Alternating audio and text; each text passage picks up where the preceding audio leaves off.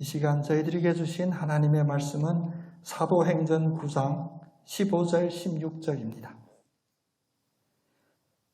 주께서 이르시되 가라, 이 사람은 내 이름을 이방인과 임금들과 이스라엘 자손들에게 전하기 위하여 택한 나의 그릇이라.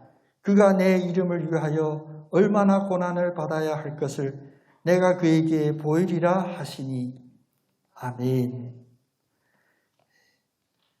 지금 태풍도 우리가 마다하지 않고 수요일 저녁 분위기가 그렇죠, 기분이. 그래도 주님의 전에 찾아온 저희들에게 우리의 기대 이상의 주님이 주시는 축복과 은혜가 있기를 원합니다. 아멘. 우리 옆 사람 한번 축복하겠습니다. 주님 안에서 믿음이 자라는 당신이 되기를 축복합니다.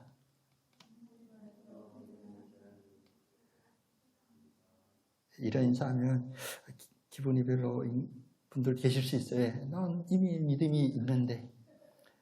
우리가 교회를 이렇게 예배하는 자리, 또 말씀을 보는 자리, 기도의 자리로 교회에 오잖아요. 사실 오늘 하루도 여러분 각자의 삶의 자리에서 여러 가지 육신적으로는 힘들고 그런 상황일 수가 있어요. 그럼에도 불구하고 주님의 전에 오는 것은 우리에게 여기 와서 목사가 요즘 설교 잘하나 보러 오는 사람이 없어요. 왜 오셨을까? 여러 가지 가능성이 있지만 다 똑같습니다. 한마디로 제가 정답을 말씀드린다면 우리의 구원을 주는 믿음 때문에 이 자리에 오게 돼요. 또 반대로 이제 여러분들이 삶의 현장에 가면 여러분 또 다른 세상과 다른 직분이 하나 있어요. 왜냐하면 나는 예수를 믿는 사람이다. 근데 곰곰이 생각해 보면 여러분 혹시 여러분의 어떤 직장이나 또 하시는 일이나 옆에 아는 사람들에게 내 자신을 소개할 때 어떤 식으로 나를 소개하나 한번 생각해 봤으면 좋겠습니다. 근데 대부분 그렇게 쉽게 요즘 얘기하더라고요. 나 교회 다닌다. 그래서 다른 사람도 저 사람은 교회 다니는 사람이다. 근데 여기서 좀 더 남들이 보면 좀 오그라들, 쑥스럽게 표현하는 사람, 나는 예수 믿는 사람이다. 요즘 이 이야기도 잘 안 해요. 그렇죠? 나 교회 다니는 사람이다 이야기를 많이 해요. 그런데 우리가 초신자거나 교회에 처음 이제 신앙생활 시작하는 분들은 세상이 그렇게 이야기하니까 그렇게 이야기할 수도 있겠지만 사실 우리의 믿음이 오랜 시간이 되고 주 안에 오랜 시간 동안 믿음의 훈련을 받았다면 우리가 자주 하지는 않았지만 해야 되는 이러한 자기소개가 있어야 됩니다. 그것이 뭐냐면 나는 예수 안에서 거듭난 사람입니다.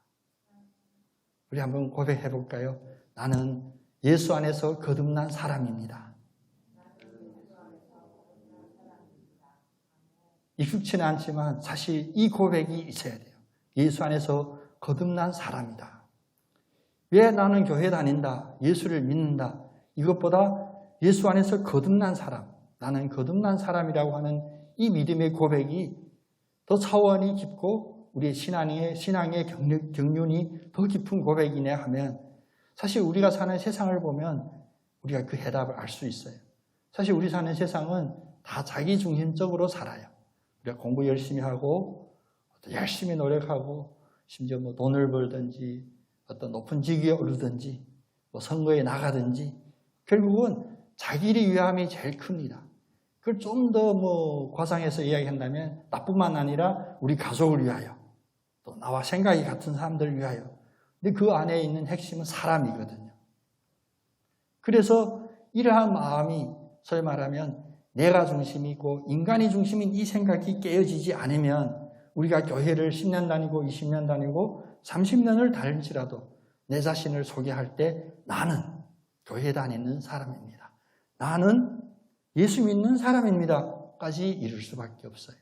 그런데 나는 주 안에서 거듭난 사람입니다. 라는 이 고백은 왜 신학적으로 또 우리의 논리적으로 중요하냐면 내가 이제 예수 안에 들어오면 나는 없어진 거예요. 나는 거듭난 사람인 거예요. 그래서 예수님께서 그 사역을 병 고치는 사역, 또 회개하라, 천국이 가까이 왔다, 이런 경고의 말씀의 사역을 할 때에도 사람들이 궁금했던 게 이게 무슨 이야기인지. 우리가 지금 로마 제국의 식민지로 살고 있고 우리 주권도 없이 살고 있는 우리들에게 무슨 도움이 될지. 그래서 어느 한밤중에 그 유대인 중에 가장 학식이 많은 사람 예수님 찾아오잖아요. 여러 가지 물어요. 그런데 놀라워요. 이건 사람이 말이 아니구나. 이건 진짜 신이 하는 이야기구나.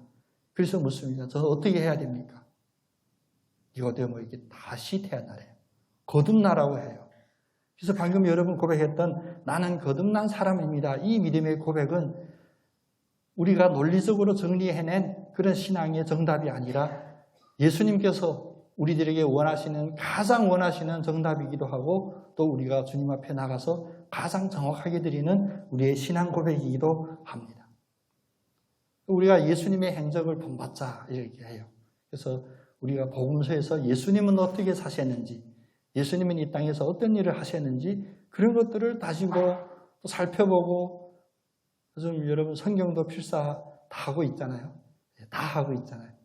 이렇게 하면서도 사실 우리의 노력 속에 우리가 답답한 게 뭐냐면 그래도 나는 예수님 따르기 본받기가 어렵구나 이런 고백할 수가 있어요. 그런데 그러면 예수의 제자들이었던 우리도 예수님의 제자라고 하잖아요. 베드로, 야고보 그들을 우리가 본받을 수 있을까? 그렇게 봐도 우리는 또 미달해요. 그럴 때 우리는 우리 자신에게 어떠한 핑계를 대냐? 그들은 예수님께 직접 훈련 받았잖아. 예수님과 함께 생활했잖아. 그러니까 그들은 그렇게 할 수 있지만 우리는 지금 성경을 통하여 간접적으로 예수님을 아니까 이 정도는 괜찮은 거야. 혹시라도 우리의 마음속에 이런 핑계거리가 있을까 봐 하나님 준 감동으로 저희들이 우리 몇 사람 안 되겠지만 수요일마다 한 12차, 12회 정도 나눠서 바울에 대해서 살펴보겠어요. 바울은 어떤 사람이냐? 바울은 육신의 예수님을 보지 못했어요.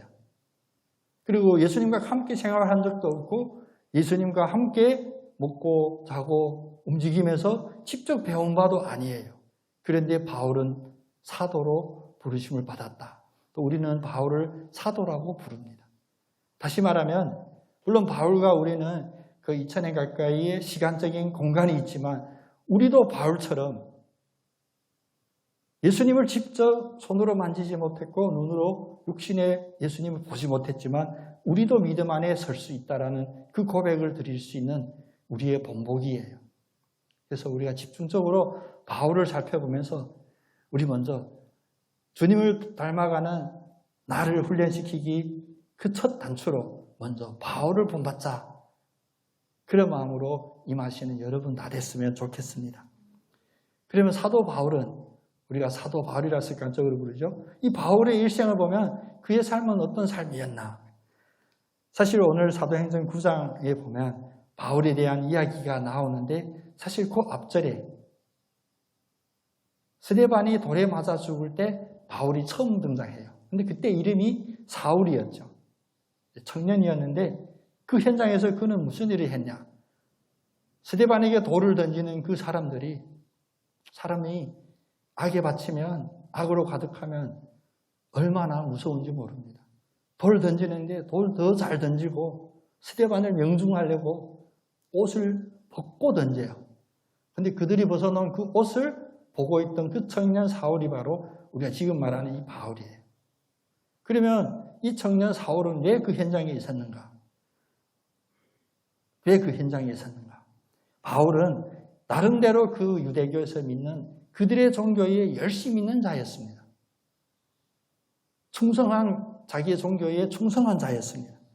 그래서 사도행전 26장 뒤에 보면 이 바울에 대한 어떤 소개가 있냐면 바울은 그 당시 바리새파였는데 가장 행위나 종교적인 그런 모습을 강하게 요구하는 그 바리새파 중에도 바리새파, 그런 엄격한 종교인이었습니다. 또 그 당시 가말리엘이라고 하는 가장 학식이 있는 유대인 대학자의 제자이기도 했습니다. 그래서 그는 자기가 믿는 그 종교에 충성했고 그 종교가 심지어 사람에게 돌을 던지는 그 현장에 있을지라도 그에게는 소위 말하는 믿음이 있었어요. 자기가 믿는 그 종교에 대한 확실한 믿음이 있었던 것입니다. 나중에 그런 이야기합니다. 내 동족 중에 나보다 나이 더 많은 사람 있겠지만 그래도 유대교 중에는 나만큼 이렇게 종교에 열심이고 나만큼 충성했던 사람이 없다라고 고백합니다. 이 갈라디아서 1장 4절에 나와요. 바울. 나는 그런 사람이었다. 그토록 자기가 믿는 그런 종교, 그런 전통에 대하여 그는 충성했고 최선을 다했던 그러한 바울이 그 세상에서 기준으로 말하면 박수 받을 만하죠. 왜냐하면 그 당시 예수를 믿는 이들은 소수 중에 소수였고 대부분 이들은 다 유대교 그 전통을 따르는 이들이었기 때문입니다. 왜 이런 바울의 과거를 우리가 집중적으로 생각해 보냐 하면 우리도 사실 우리 주변에 예수를 안 믿는 사람들도 많이 있어요. 그렇죠? 그렇다고 우리가 예수 안 믿는 사람하고 거래하지도 않고 상대하지 않냐? 아닙니다. 우리는 다 같은 그 땅에 살고 있습니다. 태풍이 와도 그들에도 태풍을 당하고 우리도 태풍 같이 만나요. 화창한 날씨도 우리도 똑같은 태양을 당해요. 그런데 그들 중에는 우리가 가까이 하는 사람이 있고 우리가 가까이 하지 않는 사람들도 있어요. 그러면 우리가 세상에 예수 믿지 않는 사람에게 어떤 사람들에게 우리가 가까이 하나? 우리의 세상의 어떤 룰, 세상의 어떤 지켜야 되는 규범을 잘 지키는 사람을 우리는 비록 예수를 믿지 않지만 우리는 가까이 하고 그에게 호감도 가지고 그렇게 지나게 됩니다. 다시 말하면 이 세상에 우리 종교를 일단 떠나서 예수를 떠나서도 우리가 사는 그 삶에서는 우리가 지켜야 될 규범들이 있는데 바울은 그런 규범을 가장 모범적으로 지켰던 그런 인물입니다. 이 배경이 이제 나중에 드러나요. 왜 바울에 대한 이런 것을 깔고 있는지. 그랬던 거이지만 그가 그랬던 것을 알지 못하고 거기에 충성했던 그런 모습들이 우리가 기억해야 될 바울의 예수를 만나기 전 그런 모습이었습니다. 이런 바울이 이제 스데반의 돌을 맞고 그 현장을 자기가 목격해요. 우리가 성경에 나오지 않지만 또 성경의 이야기들을 우리가 상상하면 사실 상상하는 거 불필요하고 해서는 안 되겠지만 얼핏 생각해도 그 현장에서 바울에게는 마음의 죄책감이 없었어요. 나 오늘 굉장한 일을 했다. 나는 그 역사적인 현장에 있었다. 이단 중에 이단이요. 이상한 이야기하는 그 스데반을 처단하는 그 자리에 자기가 있었다라고 생각했던 사울이었을 겁니다. 근데 그가 돌아올 때, 그 현장을 마치고 돌아올 때 놀라운 일이 있는데 성경학자들은, 특히 역사학자들은 이 사건을 세계사를 뒤집어 엎을 만한 큰 사건이라 합니다. 그럼 세계사를 뒤집을 만한 이 큰 사건, 그 사건이 무엇이냐? 바로 이 사울이 자기가 핍박하고 자기가 따르는 사람 다 죽이리라 충성했던 그 예수님을 만나는 사건입니다. 오늘 사도행전 9장 1절 2절에 보면 이제 사울이죠. 아직 바울이 아니고 사울이 주의 제자들에 대하여 여전히 위협하고 살기가 등등해요. 그리고 이제 대제사장들에게서 공문까지 허가서까지 받습니다. 어떤 허가서냐? 땅끝까지라도 쫓아가서 이 예수라고 하는 잘못된 어찌 보면 유대교를 배반한 이들을 잡아서 그들을 혼내고 하고 예루살렘까지 끌어오는 그 임무에 충성하겠다라고 나섰어요. 자기가 믿는 그 종교의 충성으로 인하여 길을 떠났던 그 바울, 그 사울, 이제 주님을 만납니다. 다메섹으로 가는 그 길, 이제 3절부터 9절에 나오는데 길을 가다가 이제 호련히 무엇을 만나냐? 우리 성경 여러 번 펴져 있으면 사도행전 9장 이제 3절, 4절 요 부분을 봅시다. 사울이 길을 가다가 다메섹에 가까이 이르렀을 때 호련히 하늘로부터 빛이 그를 둘러 비추는지라. 우리가 여러 가지 이적들을 사모합니다. 우리가 기도할 때도 주님 보여주시옵소서. 우리 주님 보여주십시오 했을 때 도마처럼 주님의 그 옆구리에 그 상처 자국을 내가 보겠습니다라고 그런 생각 갖고 기도할 수도 있어요. 주님 손에 난 그 옷자국을 내가 만져봐야 믿겠습니다라는 그런 기도를 할 수도 있는데 오늘 바울이 만났던 그 주님은 우리가 생각하는 그런 순서로 만난 것이 아닙니다. 예수님을 직접 만나기 그 직전에 그에게 무엇이 임했냐? 빛이 그를 둘러 비추니라. 그리고 그 빛 때문에 그가 땅에 엎드려졌는데 그때 두 번째로 소리가 그에게 들립니다. 사울아 사울아 네가 어찌하여 나를 박해하느냐? 사울이 황급히 대답합니다. 주여 누구시나이까? 여기서 주는 그리스도 예수 이 부르는 게 아닙니다. 우리도 뭐 세상에도 그렇잖아요. 제일 쉬운 거 갑자기 당황스러운 일이 나면 엄마야 부르는 경우 많죠. 그리고 어떤 민족이든 다 부르는 하늘의 어떤 신을 부르는 것입니다. 그런 용어로 우리 말하면 하느님, 신이시여 이런 뜻으로 주여라고 불렀어요. 그리고 묻잖아요. 누구시나이까? 그때 음성으로 그에게 임합니다. 나는 네가 박해하는 예수라. 너는 일어나 시내로 들어가서 네가 행한 것을 네게 이를 자가 있으니라. 이 단에서 봤을 때 육신의 예수님을 환상으로도 만난 게 아닙니다. 소리로 만났습니다. 여러분들 우리가 믿음의 확신을 가지게 된 특별한 사건이 있는지 여러분 다 한번 생각해 봤으면 좋겠습니다. 누구나 다 있어요. 그 계기가 있습니다. 우리가 거듭나는 그 순간들이 있었는데 우리가 믿음 생활 속에서 오랜 시간 지나다 보니까 그 기억에 대하여 우리가 희미해지고 그 기억을 우리가 소중히 간직하지 못함을 발견하게 되는데 이것은 바울만이 만났던 특별한 영적인 사건이 아닙니다. 예수를 믿고 예수를 그리스도로 고백하는 이 자리에 계신 여러분들 또 예수를 믿는 이 땅 위에 있는 모든 이들이 다 이런 영적인 경험을 했어요. 어떤 경험이었나? 다시 빛을 본 거예요. 빛 속에서 음성을 들은 거예요. 도마처럼 예수의 손목 자국에 그 못자국을 만져본 그런 역사들이 아니라 빛으로 보고 음성으로 만나게 된 것입니다. 이 현장에서 바울은 깨닫지를 못했죠. 아직은 왜 이런 일이 일어나는지. 그런데 창세부터 우리의 모든 삶을 다 준비하시고 모든 것을 계획하시고 그 계획의 결말은 우리를 구원하고자 하는 하나님은 다 준비해 놓으셨습니다. 이 바울에게도 마찬가지입니다. 이제 너에게 어떻게 행하고 무엇을 알려줄지는 내가 다 준비해 놓았다. 이제 내려가서 그 사람을 만나라. 아나니아라고 하는 주님의 사람을 미리 바울을 위하여 준비해 놓습니다. 그런데 이 사건은 앞에 있는 그 사건은 어디서 끝나냐? 이제 빛을 보고 소리를 듣고 눈을 뜨려고 했는데 이제 눈이 안 띄어져요. 보이지 않아요. 그래서 사람들 손에 이끌려 내려가는데 사흘 동안 보지도 못하고 먹지도 못하고 마시지도 못하더라라고 기록을 합니다. 주님을 만나면 우리 뭐든지 다 환히 보고자 해요. 내가 몰랐던 것도 다 보이기를 원했는데 바울이 경험했던 이 거듭남의 이 영적인 사건은 무엇이었냐? 오히려 보이지 않아요. 여러분 다 아시겠죠? 무엇이 안 보이냐? 지금까지 우리가 그렇게 자세히 보고 멀리 보이고 똑똑하게 보이던 이 세상의 것들, 육신의 것들, 우리 정욕에 관한 것들이 이제 더 이상 보이지를 않아요. 우리에게 이 역사가 있어야 됩니다. 있었습니다. 이 역사가 다시 일어나야 돼요.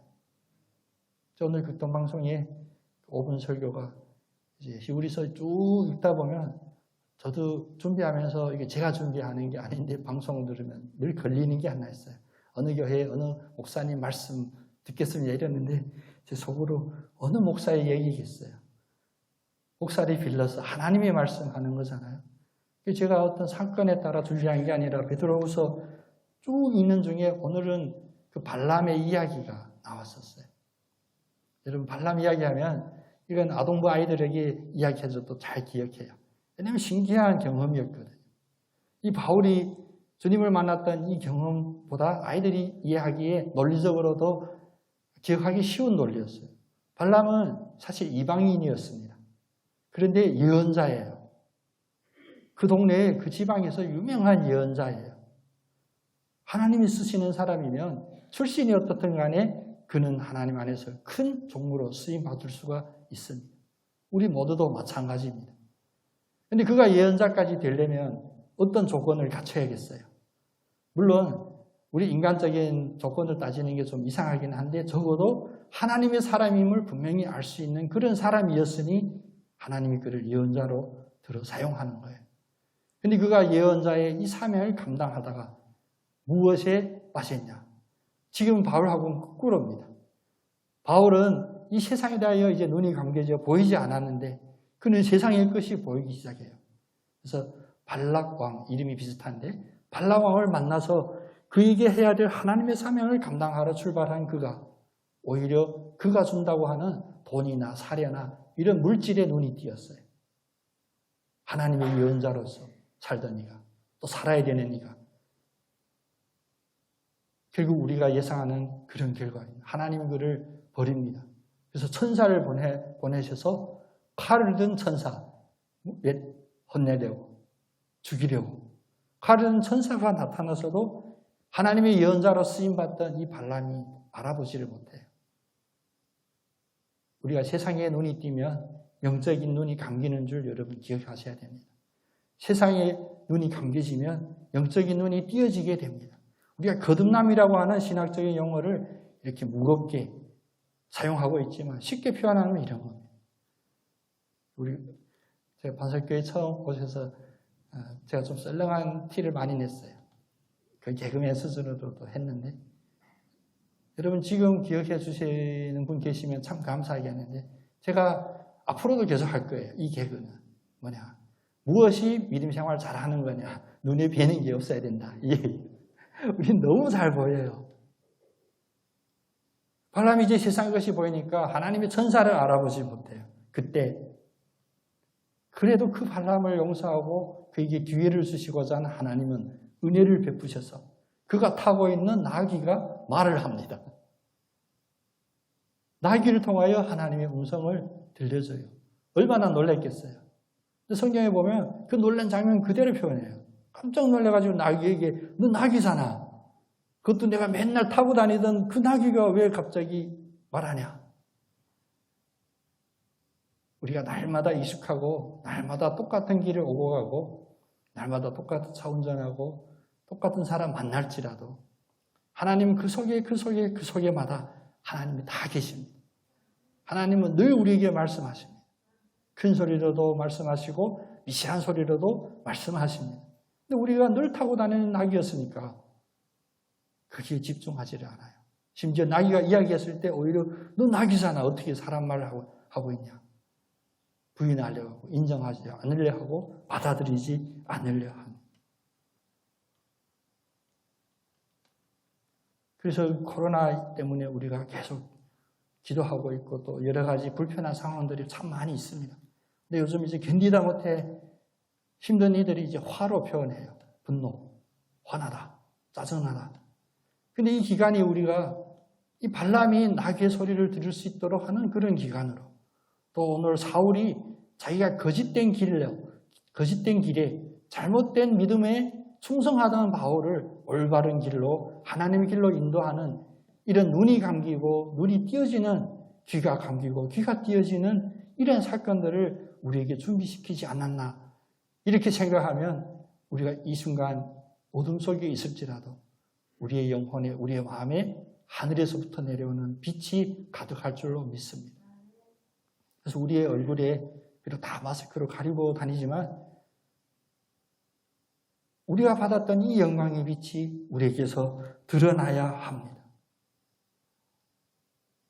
두 번째 부분으로 바울이 이제 거듭나게 되잖아요. 빛을 만나고 주님을 만나고 주님의 사역자로 쓰이니 할렐루야 얼마나 감사하겠어요.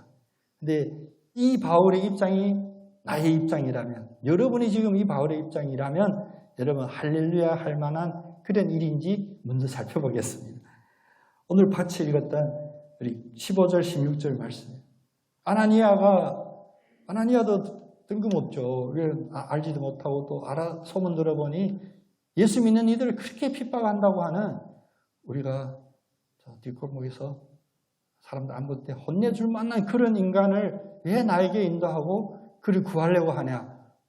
그런 질문을 가졌을 때 주님이 그에게 뭐라고 말씀하셨냐면 오늘 15절 16절 말씀이에요. 이제 이 사람을 주님께서 쓰시는데 어떻게 쓰시냐. 이 사람이 내 이름을 이방인, 임금들 그리고 이스라엘 자손에게도 전하기 위하여 택한 나의 그릇이다. 그런데 이 그릇은 영광을 받을 것이다가 아니라 그 다음 16절 말씀 우리가 잘 봐야 됩니다. 그가 내 이름을 위하여 얼마나 고난을 받아야 할 것을 내가 그에게 보이리라. 육적인 눈이 감겨지고 영적인 눈이 띄어지면 지금까지는 육적으로 고통스럽다, 고난이다 생각했던 그것이 영적으로 축복이고 나에게 영생이고 죽지 않는 그런 생명임을 우리가 알 수가 있습니다. 주님이 오늘 이 말씀이 그 말씀이에요. 우리는 예수를 믿고 교회를 다녀요. 근데 많은 우리가 솔직하게 묻지는 않지만 자기 속으로 살펴보면 내가 왜 예수를 믿냐? 왜 이렇게 비단면의 어려운 상황 속에서도 내가 예배드리러 그렇게 가냐? 심지어는 집에 믿지 않는 남편, 믿지 않는 아내 혹은 아이들 이해 못할 정도로 내 왜 교회를 가냐? 자세히 봤을 때 이것이 예수의 이름을 위하여 고난을 받을 일이라면 아마 멈칫할 분들이 꽤 있을 거예요. 지금 바로 이 시점입니다. 이런 것을 고민해 봐야 될 시점이에요. 누구나 다 사도 되고 싶어요. 왜? 사도가 앞자리에 서고 높은 자리에 있는 것 같다고 느껴지니까. 사도는 무엇이냐? 바로 예수의 이름을 위하여 고난을 받는 그 자리에 서는 이들이 바로 사도였습니다.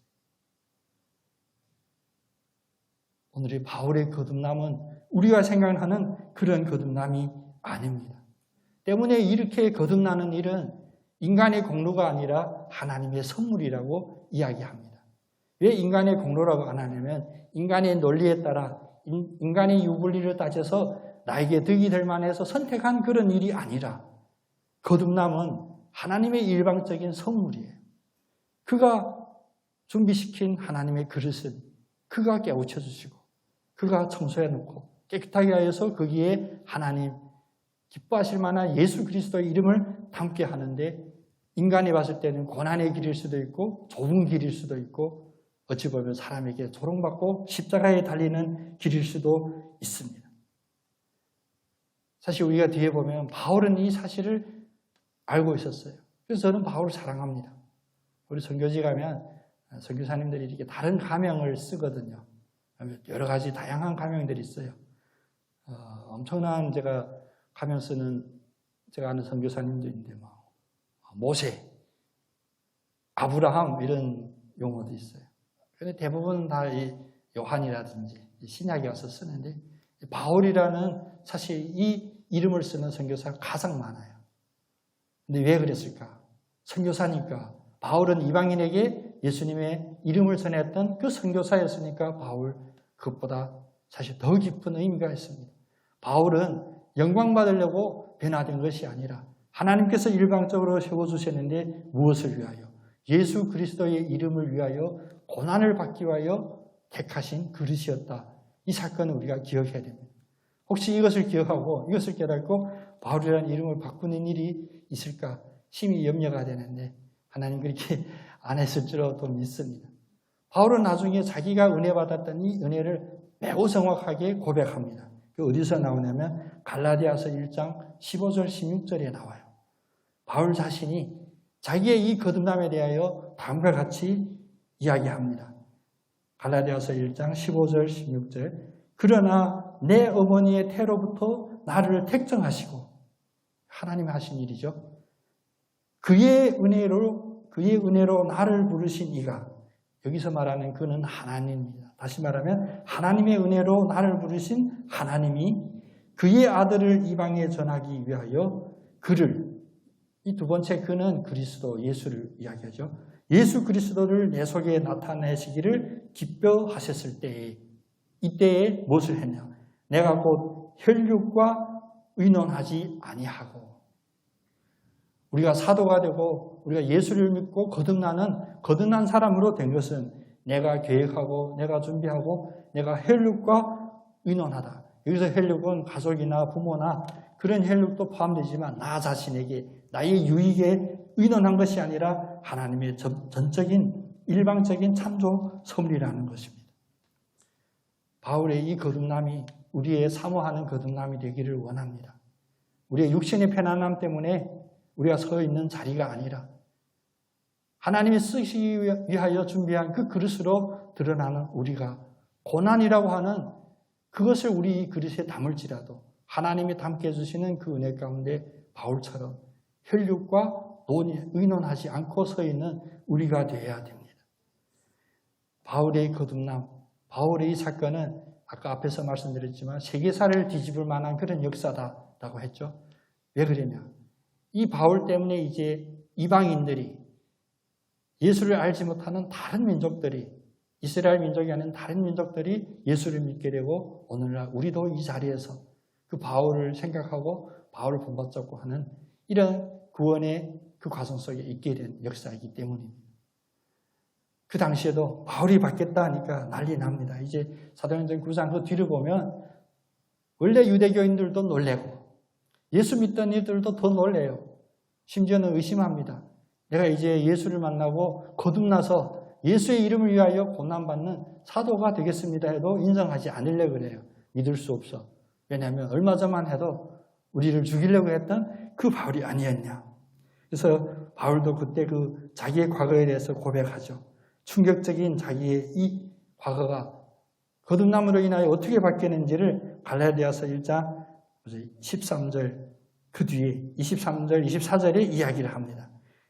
내가 이전에 유대교에 있었을 때 행한 일을 너희가 들었거니와 엄청 소문난 일이었죠. 하나님의 교회를 심히 박해하고 멸하고 다만 우리를 박해하던 자가 전에 멸하려고 하던 그 믿음을 지금 전한다 함을 듣고 다른 말로 무슨 얘기냐면 내가 그때 막 죽이고자 하고 박해하고자 했던 그것을 내가 지금 오히려 믿고 그것을 전하는 사람으로 바뀌었다라는 그런 고백을 하죠.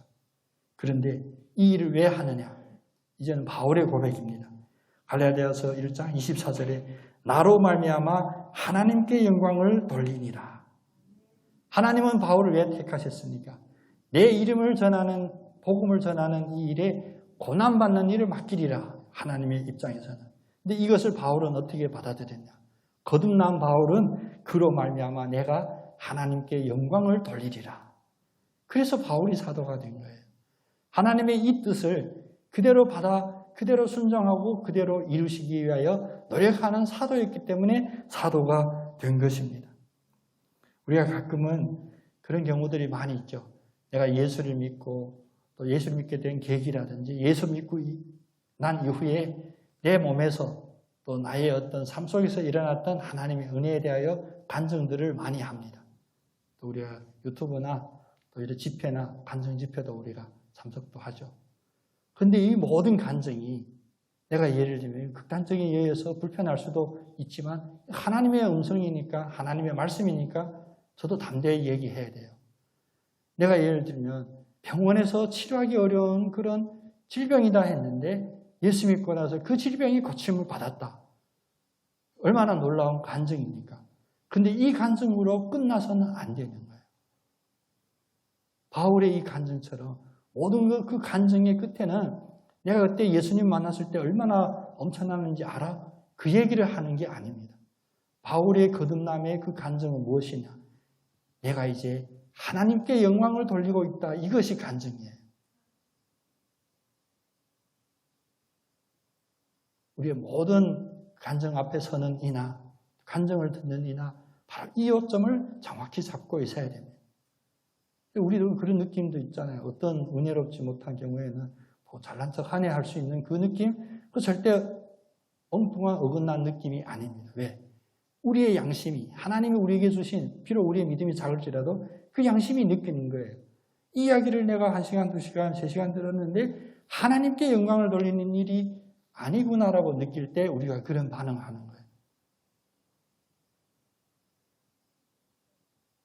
저도 부끄러운 고백이지만 목회자로서 거기서 진행하는 어떤 간증 집회에 제가 방송실에서 그 촬영하며 있으면서도 은혜 못 받았던 적이 있어요. 그때 제가 내 믿음이 잘못됐나? 내 생각에 사단이 지금 어두운 생각을 집어넣나 했는데 바울에 대해서 묵상하면서 느꼈어요. 왜냐하면 우리의 어떤 간증이라 할지라도 하나님께 영광을 돌리는 나로 말미암아 하나님께 영광을 돌렸다라는 이 요점이 빠져 있다면 세상의 형통함, 우리 아이가 좋은 대학에 갔습니다. 돈이 없었는데 장학금을 하나님이 해결해 주십니다. 그 차원으로만은 안 됩니다. 거듭난 사람의 참된 고백, 그것을 간증이라고 한다면 이런 간증이 우리에게 넘치기를 원합니다. 나의 공로가 전혀 없습니다. 나의 계획도 없었습니다. 그런데 전적으로 하나님이 나를 사용하셔서 이런 일을 이루셨는데 하나님이 그 영광을 홀로 받으십니다. 이 고백이 역사적인 간증이 아닌 신앙적인 간증이라고 우리가 이야기합니다. 그래서 바울은 자기가 다메섹 도상에서 예수를 만났던 이 영적인 사건에 대하여 사실 우리 성경에 보면 바울이 쓴 서신이다 이렇게 하고 많이 보잖아요. 우리가 소수정예의 믿음의 식구들을 모여서 우리가 얘기지만 그래서 예수를 믿지 않고 종교학으로 연구하는 많은 종교학자들은 기독교라고 안 부르고 바울교라고도 불러요. 신약 성경이 대부분이 다 바울이 쓴 저작들이다 이렇게 표현하면 그들을 바울교라고도 부를 정도로. 그런데 그들이 간과한 게 하나 있습니다. 특히 우리도 마찬가지인데 바울은 이 엄청난 이 사건을 신약 성경에서 보면 딱 2번 언급해요. 우리한테 맨날 언급할 만하잖아요. 그게 왜냐하면 나의 믿음의 증거이기도 하고 내가 사도로서 선 나에게 강력한 증거가 되어서 늘 이야기할 만한데 바울은 딱 2번만 언급합니다. 왜 그랬을까? 앞에 말씀드린 대로 그 사건 자체가 바울에게 영광이 되거나 어떤 믿지 않는 이에게 영광이 되는 사건이기보다 그는 여기에서 거듭남을 통하여 하나만 깨달은 거예요. 하나님이 나를 쓰시려고 하는구나. 나는 하나님께 영광을 돌리는 일에 사용되어야 하는구나.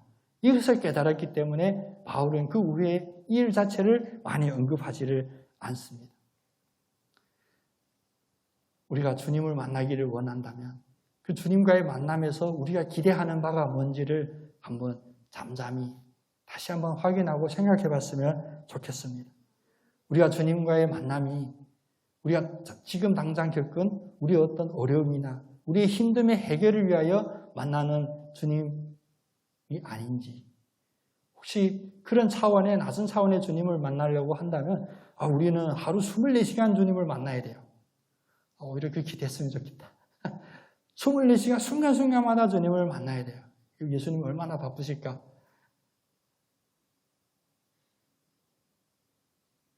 그게 아니라 주님이 우리를 만나고 우리가 주님을 만나기를 기대하는 그 속에는 바로 오늘 이 바울이 거듭난 것처럼 나에게 주시는 그 사명을 확인하고 그것이 내가 그 사명 때문에 고난을 받을지라도 나로 말미암아 하나님께 영광이 되리라 라는 이 간증을 하기 위한 일이라면 우리가 주님을 기대해야 돼요.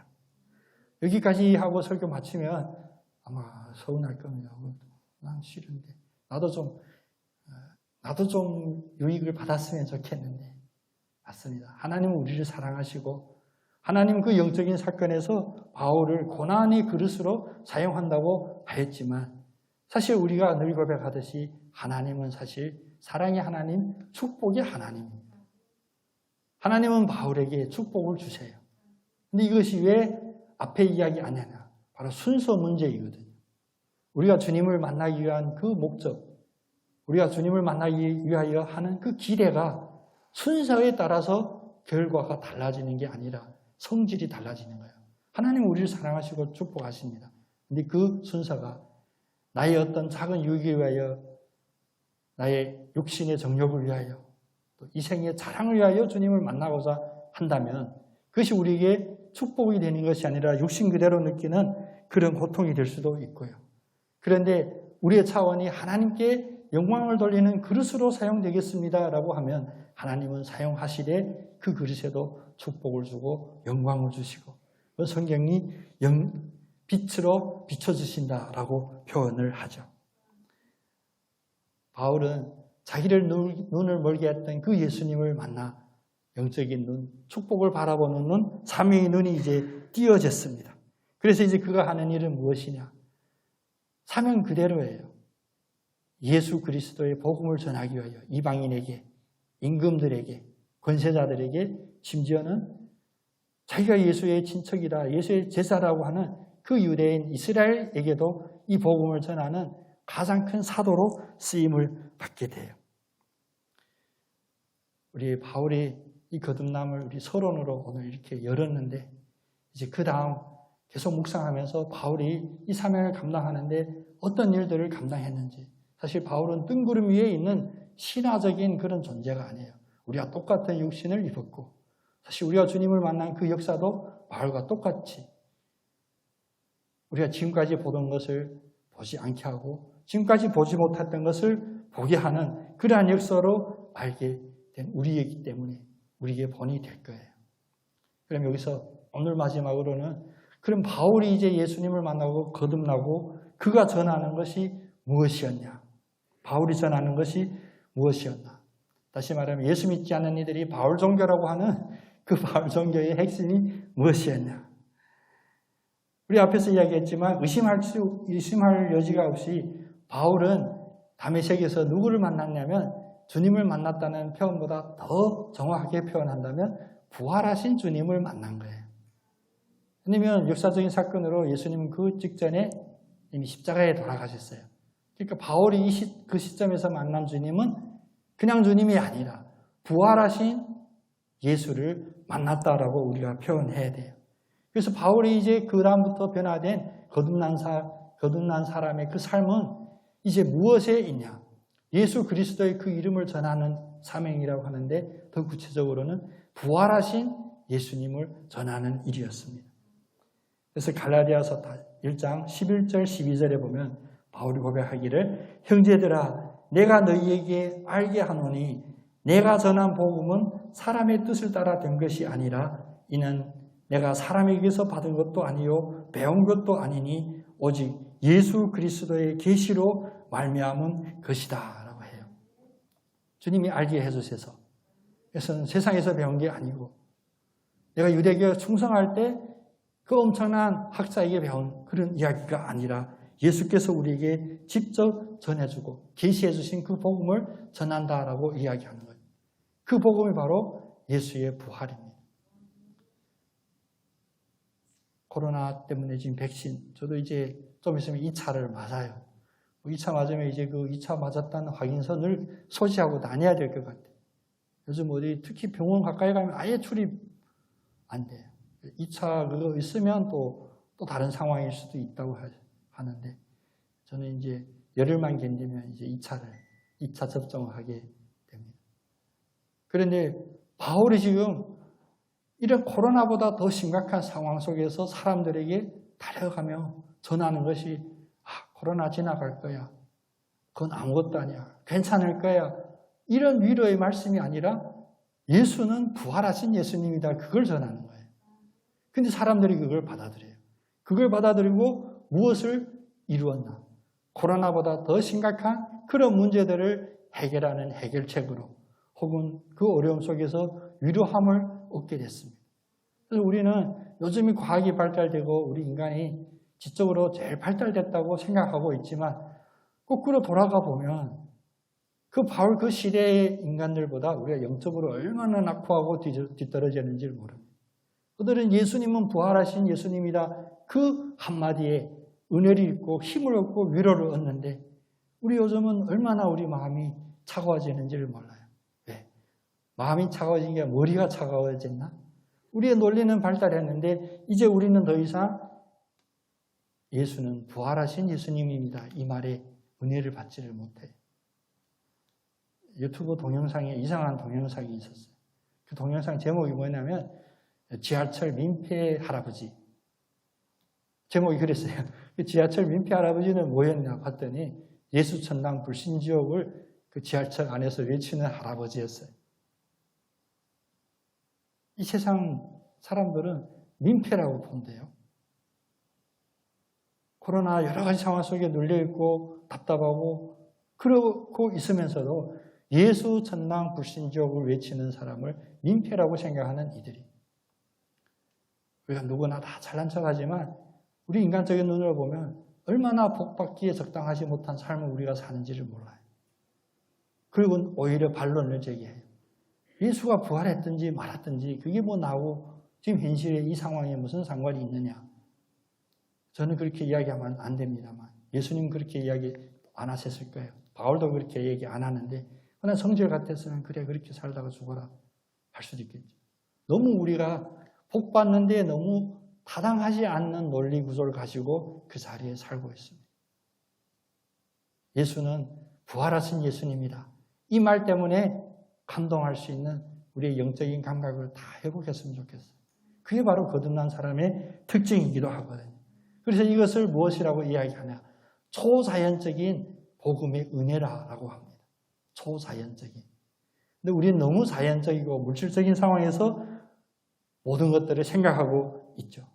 그래서 거듭남이라는 이 용어도 왜 표현하지 않냐면 이 자연적으로 우리가 말하는 과학으로 이성으로 가장 최고의 학자라고 했던 니고데모가 예수님께 그럼 내가 이 나이에 다시 어머니 뱃속으로 들어갔다 나와야 됩니까? 라고 반문하는 그 논리예요. 우리가 믿는 예수님은 이 자연 안에 묶여 있고 자연이라는 이 영역에 제한되어 있는 예수님이 아닙니다. 우리가 믿는 이 믿음은 초자연적인 진리를 믿고 있기 때문입니다. 그래서 세상은 이제 과학이냐 미신이냐 뭐 이런 논쟁도 하고 있지만 분명히 우리는 어떠한 조롱을 당하고 공격을 당하고 할지라도 우리는 담대하게 고백해야 됩니다. 내가 믿는 예수님은 부활하신 예수님인데 이것은 초자연적인 진리이다. 다시 말하면 이 자연적인 진리로는 해석이 안 되고 이해가 안 되는 거예요. 그래서 나중에 바울도 이 고백을 합니다. 자기가 전하는 이 복음의 그 핵심이 어디 있었냐? 고린도후서 4장 4절 6절에 보면 바울이 자기의 그 복음에 대한 어떤 변증을 합니다. 이 중에 이 세상의 신이 믿지 아니하는 자들의 마음을 혼미하게 하여 그리스도의 영광의 복음의 광채가 비치지 못하게 함이니 그리스도는 하나님의 형상이라. 우리가 우리를 전파하는 것이 아니라 오직 그리스도 예수의 주 되신 것과 또 예수를 위하여 우리가 그의 종이 된 것을 전파함이라. 어두운 데 빛이 비치라 말씀하셨던 그 하나님께서 예수 그리스도의 얼굴에 있는 하나님의 영광을 아는 빛을 우리의 마음에 비추셨느니라. 이 세상에는 이것을 믿지 못하도록 하는 신이 있어요. 그것이 꼭 미신, 불악거리하는 그런 신만이 아니에요. 소위 말하는 과학이라고 하고 학문이라고 하고 철학이라고 하는 이런 거짓된 탈을 쓴 신들이 무엇을 믿지 못하게 혼미하게 하냐? 예수 그리스도를 믿지 못하게 하는 그 혼미하게 하는 역할을 우리들에게 한다는 거예요. 근데 우리가 이 혼미함을 깨뜨리면 무엇을 깨닫느냐? 어두운 데에 빛이라 하셨던 그 하나님의 말씀이 다시 우리에게 영험이 되고 우리에게 직접 일어났다는 그 사실입니다. 그래서 우리가 하나님을 아는 그 빛이 우리 마음에 있게 됐다는 거예요. 우리 매일 기도할 때 꼭 이 기도 같이 합시다. 우리에게도 이 빛을 허락해 주시옵소서. 사람들이 혼미하여 보지 못하는 것 우리가 볼 수 있는 그 빛을 허락해 주시옵소서. 그래서 내 눈이 밝아서 보는 게 아니거든요. 제 눈이 지금 거의 1.5 수준이기도 하지만 불 끄면 안 보여요. 왜 보이냐? 하나님이 이 빛을 비춰주시니까 우리가 보게 되는 거예요. 근데 우리가 이것을 구합니까? 아니죠. 거꾸로 구했어요. 우리는 내 눈을 밝게 해주세요. 내가 잘 보이게 해주세요라고 많이 구했거든요. 초자연적인 진리 앞에서 하나님이 비춰주시는 이 빛, 그래서 그리스도의 영광의 복음의 광채라고 하는 이 광채가 우리에게 비춰지는 그 은혜를 온전히 사모하기를 원합니다. 오늘 크게 두 가지를 이야기했어요. 거듭난 사람의 하나는 간증. 거듭난 사람의 간증은 무엇이어야 되는가? 이것은 나의 육적인 또 나의 현실적인 그런 차원이 아니라 나를 사용하여 나로 말미암아 하나님의 영광을 드러내게 하셨다. 그것이 우리 간증이 되어야 되고 바울처럼 두 번째는 무엇이냐? 우리가 거듭난 사람으로서 행할 때 무엇을 강구해야 되냐? 거듭난 사람으로서 해야 될 강구는 바로 하나님이 우리에게 이 영광의 광채를 비춰주시기를 강구해야 돼요. 그러면 우리에게 모든 역사들이 일어납니다. 아픈 이를 낫게 하는 역사 우리가 사모하죠. 영광의 빛이 우리에게 비춰지면 그 역사 일어납니다. 방언 사모하는 그 마음, 영광의 빛이 비춰지면 우리가 설거지 하다가도 그런 사모님들 여러 봤어요. 거의 다 설거지 하다가 방언 받으셨다는 사모님들. 설거지가 얼마나 힘든 건지 방언까지 나오게 하셨구나 이랬는데 빛이 원하고 사모하는 이에게 비출 때는 우리의 생각으로 할 수 없는 그러한 공간, 그러한 시간에 하나님은 역사하십니다. 그래서 이 광채를 물리적인 빛, 이 세상의 빛이 아니라 하나님의 영광의 광채라고 부르는 이유도 바로 여기에 있습니다. 우리의 육신의 편리함을 구하는 게 아니라 하나님의 영광을 구할 때 우리 육신이 당연히 축복받고 편하게 될 거예요. 우리의 눈이 밝아져서 무엇을 보기를 구하기 먼저 하나님의 광채를 구하면 하나님이 모든 것을 볼 수 있는 그러한 환한 환경, 여건을 우리들에게 허락해 주실 것입니다. 또한 우리가 현실적으로 부딪힌 그 문제에 매달려 그 문제에 얽매여 늘 눌려있고 답답하고 표정에 전혀 광채가 보이지 않는 그런 표정으로 살지 않고 내가 하나님으로 말미암아 어떻게 되냐? 거듭났어요. 새로 태어났어요. 염려하고 걱정하고 하던 나는 이미 십자가에 죽었어요. 그게 바로 사울이 바울로 되는 거듭남인데 내가 바로 그렇다니까요. 우리가 이 믿음의 자신감도 가집시다. 내가 예수를 믿고 거듭난 사람으로 나왔으니 이제 예전 것은 다 지나가고 이제 새 것이 되었다라고 하는 그 바울의 고백이 우리의 고백이 되기를 원합니다. 이 고백이 선행됐을 때 주님이 준비하신 모든 그 구원의 예정 속에서 우리에게 비록 가끔 힘들어할 만한 고난이 있을지라도 우리가 갓길로 나가지 않도록 심지어는 아까 발람에게 나귀를 통하여 말씀해 주셨던 그 하나님이 우리가 평소에 익숙하고 맨날 만지고 맨날 사용하던 그 길을 통해서도 다시 한번 우리를 깨닫게 하는 그런 역사들이 있을 줄로 믿습니다. 이것을 우리가 영적인 확신이라고 하죠. 거듭난 자의 영적인 확신. 그게 바로 사도의 자격입니다.